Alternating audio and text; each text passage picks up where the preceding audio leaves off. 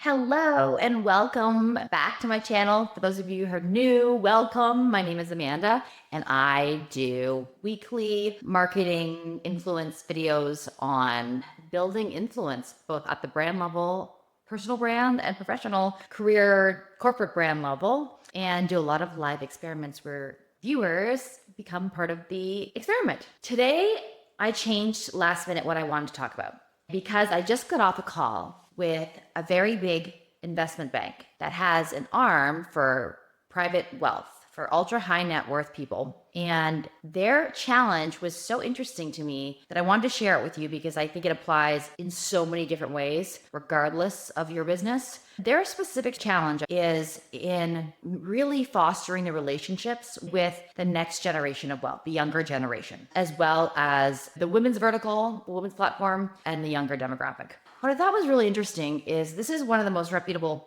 investment banks in the world.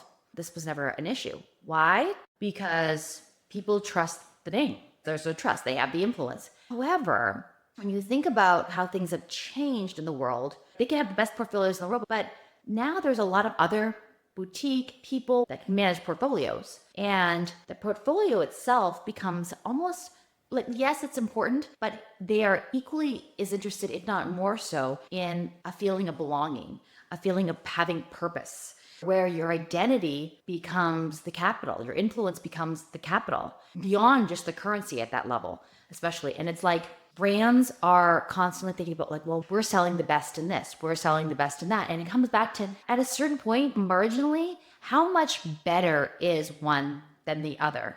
More and more, people are buying into the brand where they want a community, they want to feel purpose, they want to do all of these things. They had asked me my thoughts on speaking at some of their conferences. They have lots of different events for their clients that range from ultra high net worth, like generational families, to celebrities and athletes, to tech billionaires and all this kind of stuff.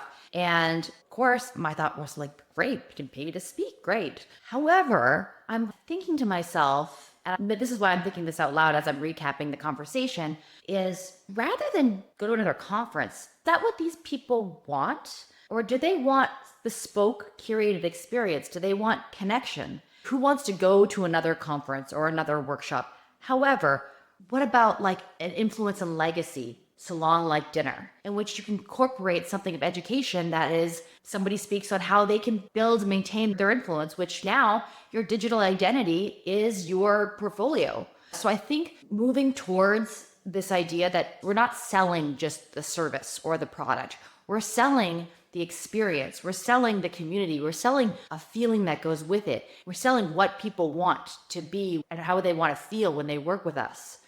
All that to say, influencer marketing would not just be to get somebody influential to come and speak or sit at a round table at another conference or another fireside chat or another panel, but rather to create an influential event where your audience already really wants to go.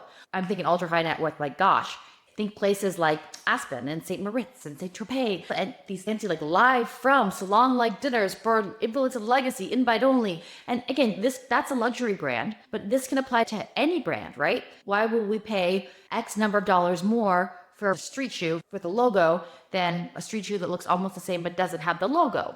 So that is my spiel today on how we need to think beyond just selling. We're not selling products or services. We're selling experience. We're selling what we make people feel. And so just as I want to go back to this bank and say, yes, I can speak on influence, but why don't we create something influential together? Community creates loyalty and resonance creates retention. Let's build that together. But I want to hear from you. Think about something you've bought or seen somebody buy that if it comes right down to it, you know that it really wasn't because it was like the best, the most functional, the most rational decision. You could have got it for cheaper, by a different brand, different store. I want to hear what your brands are that you do that with. Sometimes it's makeup, sometimes it's candles, cars. So I want to see in the comments below some of your favorite brands and to know which ones influence you to pay a little bit more, to be loyal even. Doesn't have to be pay more, that you choose that brand regardless. Because now loyalty these days is less and less. And if you really want to build loyalty and you really want to retain people over and over again, so you're not always fishing for new clients, fishing for new customers, stop selling your product or service. Don't invite them to a boring ballroom conference. Invite them to a curated salon dinner. create a feeling of belonging, create a feeling of purpose. And that is really going to move the needle. So this is Amanda's playbook. Let's stop selling products and services and let's start creating community. And see you next time.